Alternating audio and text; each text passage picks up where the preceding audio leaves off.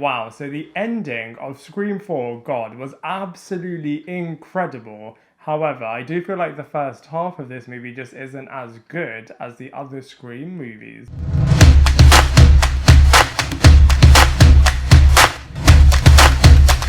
Hello everybody and welcome back to my channel Lifestyle Critic. I hope you're having a brilliant day. So in this video we are going to be reviewing Scream 4, and as the title suggests, this is the fourth installment as part of the awesome Scream movie franchise and the TV series, which then got spun off after this fourth movie, but it does have a very different cast and characters and storyline as well, and this film does try to remake the first movie as we are back in Woodsboro High. And this time, Jill Roberts is the main target and the main new Sydney in this film series. And it's really interesting actually, as the first movie did make fun of horror movies in general. The second one made fun of sequels, the third one made fun of trilogies. And this time we're making fun of remakes, which is just so brilliant in this movie. And this film, you know, does have all the right ingredients to make it really, really wicked. Absolutely spectacular. However, unfortunately, the first half at least does come across a little bit empty, especially when compared to the first three movies, which were just absolutely game-changing. But like I said in my intro, the ending of this movie just totally changes that, and it's just absolutely incredible, super unpredictable. And at least the first time, I'm sure that everyone watched the fourth Scream movie, they did not see that killer twist coming, as it was just so phenomenal. And it's just such a shame that we never got the planned fifth Scream movie, but you know, we are getting a fifth Scream movie now, which is going to be super, super awesome. But as far as the fourth movie is concerned, I'm going to be breaking it all down for you in this movie review. So the storyline in Scream 4 picks up 15 years after the initial Woodsboro massacre happened in the first movie, and we have so many openings in this film. I thought it was really, really great how Scream as a franchise is always able to attract such big names. And at the time of filming Scream 4, they were able to attract all of the big players, at least from a TV and movie point of view, to be part of this film, which is absolutely wicked. So the first one is Lucy Hale and Shenae Grimes, and I thought this opening was really, really amusing as we saw the Lucy Hale character giving the phone with the Ghostface on the line to the Shenae Grimes character, which I thought was really, really hilarious. And it's the first time ever in any Scream movie adaptation, or TV adaptation for that matter, where we saw two Ghostfaces together on screen killing both of these characters.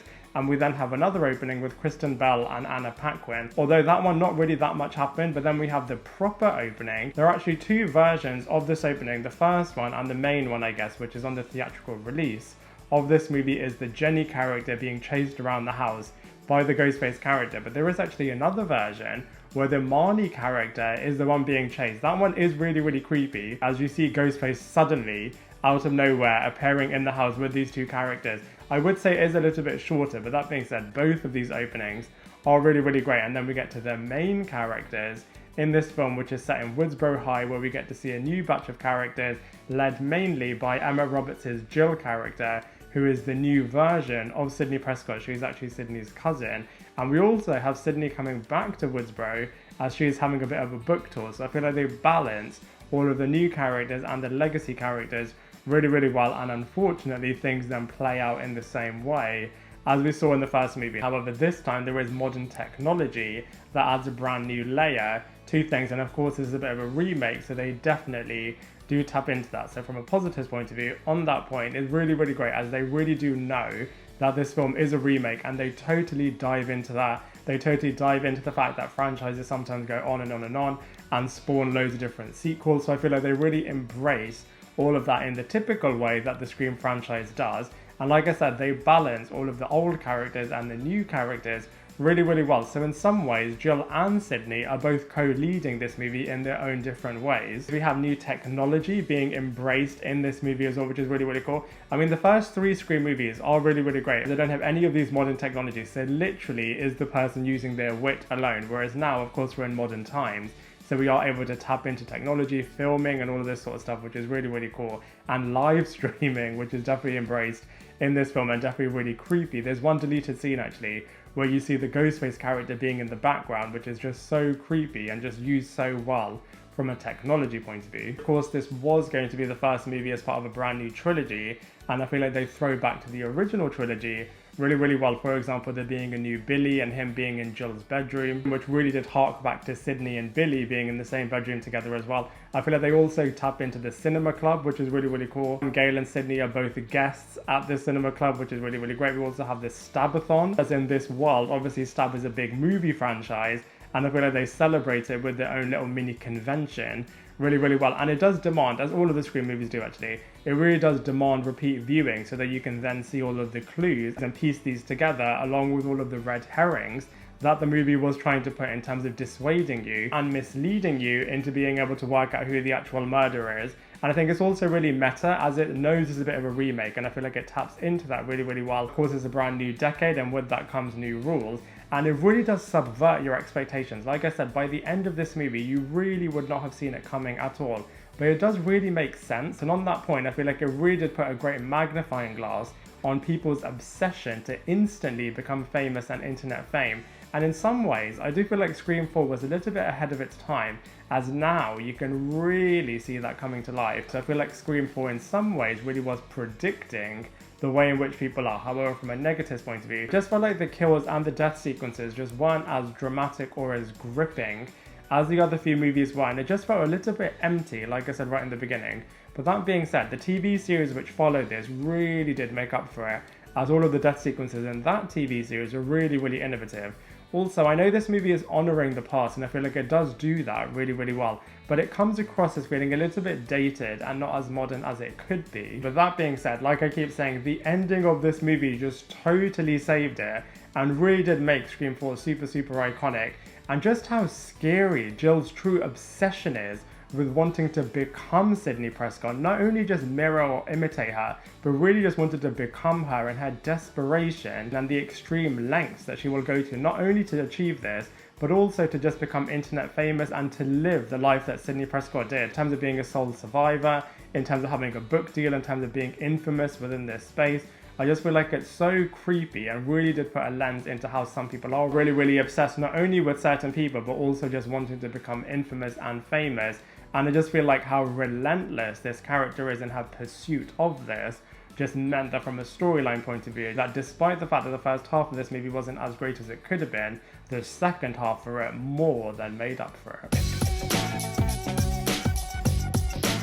So from a casting characters point of view, like with all of the Scream movies, they are absolutely spot on. Such phenomenal casting in this movie, and in the opening act in particular, such brilliant names, so many famous people being starred in this movie, as always, just means from a casting characters point of view, it's absolutely wicked. So let's go through them one by one. So first up, of course, we have the awesome and incredible Neve Campbell returning as the super iconic Sidney Prescott character.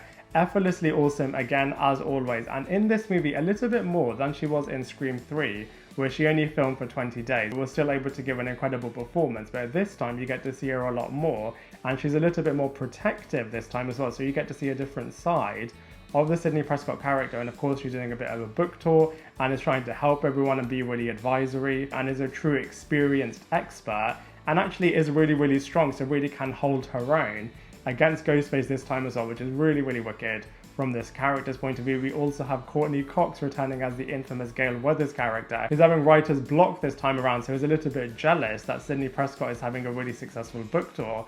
And I love the fact that we also got to see a bit of a warring sparring match happening over the Dewey character of this character against the Judy character, who is the new deputy and is really trying really, really hard to win over the Dewey character. I feel like Marley Shelton did such a good job in bringing the Judy character to life, and I feel like she played off the Gale Weathers character and David Arquette, the Dewey character, so brilliantly. I feel like Gale Weathers was trying really, really hard to recapture the brilliance that she had in the first two movies, and I feel like Courteney Cox did a really, really good job in showing this character trying to get back to her glory days really, really well. On that point, we have David Arquette, who is back as the Dewey character, and this time he is now the sheriff of Woodsboro, which I feel like is so awesome. And such excellent writing as well in terms of how this character is from where we first saw him in the first movie to where he is now, which is absolutely awesome. Next up, of course, we have Emma Roberts as the Jill character. Absolutely spot on, absolutely phenomenal. Like I said, you really didn't see this ending coming at all, and I feel like it was really great how they repositioned this character to, at first, be a little bit like the Sidney Prescott character, kind of stepping in her footsteps, kind of seeing all the friends around her dying, and obviously her mother dying as well. I feel like it was really tragic everything that this character went through, and then totally subverting your expectations, to then see a really sadistic, evil, obsessed side to this character, where, like I said, she even wanted to just become the Sidney Prescott character. And even when she was hurting herself and creating that scene, she was even posing in the same way as Sidney. So I feel like it was really chilling just seeing how obsessed she is with this character and the great lengths that she will go to try to become internet famous.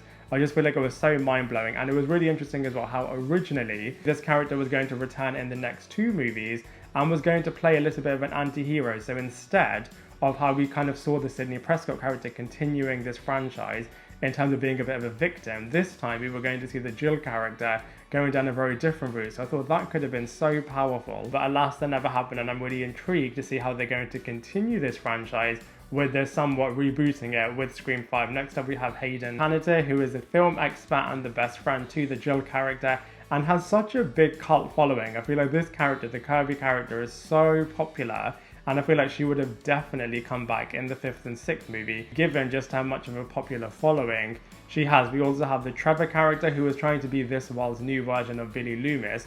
I feel like they didn't really do that much with this character. I know they were trying to make him seem really dark and was always popping up in the right places, but I just feel like this character wasn't as awesome as the Billy character was. We also have Rory Culkin playing Charlie and his best friend Robbie, and I feel like they were really great as being the new versions of the Randy character. They actually do so much more in the deleted scenes, so you get to see these characters fleshed out a lot more in the scenes that we didn't actually see in the theatrical version. And then of course we have so many little cameo appearances, for example Adam Brody, Lucy Hale, Shenae Grimes, Kristen Bell, Anna Paquin, all in this movie, which really did make it really, really wicked from a casting character's point of view. So from a visuals point of view, you know, it was really, really great to return to the Woodsboro area to kind of see what's going to happen to this new batch of high school kids and to really embrace technology. I feel like out of all of the movies, it definitely does feel like the most modern and does use technology really, really well. But that being said, like I said before, the kills in this movie just weren't as impressive as they were in the first trilogy of movies. But that being said, the TV series definitely did amp this up even more. And I feel like, if anything, the TV series really did use technology, was really, really innovative as well, so was really inspired by this movie. But that being said, the visuals weren't awful in this movie, and I feel like it was really great actually to revisit into the world of Woodsboro.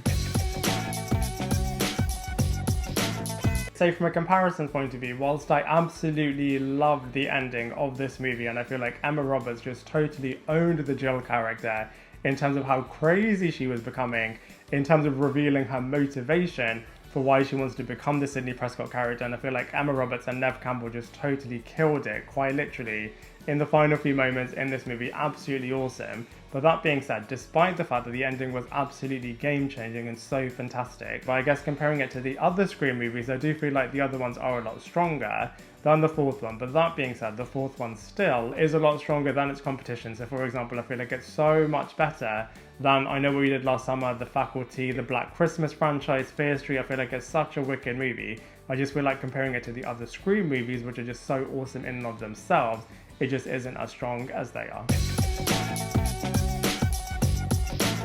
So overall, there is so much enjoyment to be had from Scream 4. It's really great to revisit into the Woodsboro area, to bring everyone back, to expand on the Prescott family, to kind of explore this new relationship that Sidney has with her cousin Jill. I feel like all of those aspects are really, really wicked.